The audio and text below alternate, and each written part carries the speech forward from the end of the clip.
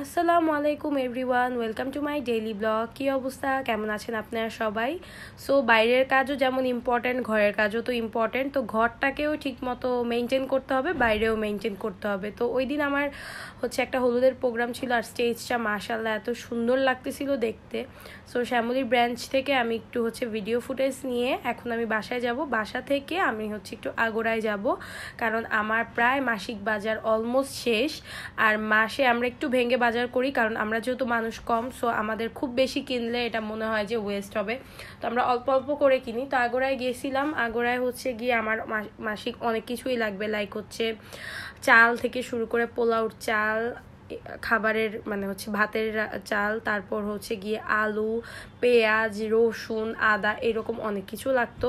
So সব কিছুই আমি মোটামুটি নিছি। সাথে যেহেতু আমাদের বাসায় ফ্রিজ নাই, সো আমরা গিয়ে মাছটাও নিয়েছি, একটা ইলিশ মাছ নিয়েছি ছোট সাইজের, কারণ আমরা বাসায় মাত্র চারজনের জন্য গিয়ে এখন আপাতত সোহানি উষাও আছে, সো ওর জন্য গিয়ে আমরা একটা ছোট ইলিশ মাছ নিয়েছি, একটু শসা নিয়েছি, সাথে গিয়ে আরও আর কি টুকটাক মাসিক বাজারে যা যা লাগে সব কিছু নিয়েছি।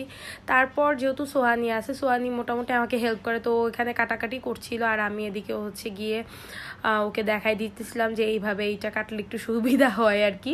তারপর এখন আমি একটু ব্লেন্ড করব।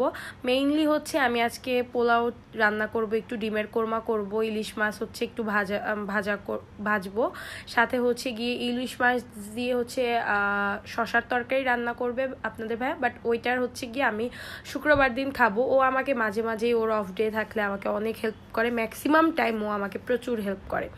যাই হোক, এদিকে আমার ডিমের কোরমাও অলমোস্ট রেডি হয়ে গেছে। পরে দেখলাম 3টা ডিম আমি রান্না করছি, কি বুঝে আমি জানি না, আমাদের লাগতো টোটাল 4টা মিনিমাম, বাট আমি কি মনে কইরা 4টা না করে 3টা ডিম সিদ্ধ করে গেছিলাম, ওইটাই রান্নায় বসাইছি। পরে হাফ রান্না করে জাস্ট মশলাটা যখন কষাইছি তখন মনে হয়েছে যে আমার আরও লাগবে ডিম। পরে এদিকে পোলাওটাও রেডি হয়ে গেছে, আমি শসাটাও কেটে নিছি কুচি কুচি করে, এদিকে আমাদের মাছ ভাজাটাও ডান, আর তার মধ্যে গিয়ে ডিমের কোরমাটাও আমি বেরেস্তা দিয়ে একদম রেডি করে ফেলছি।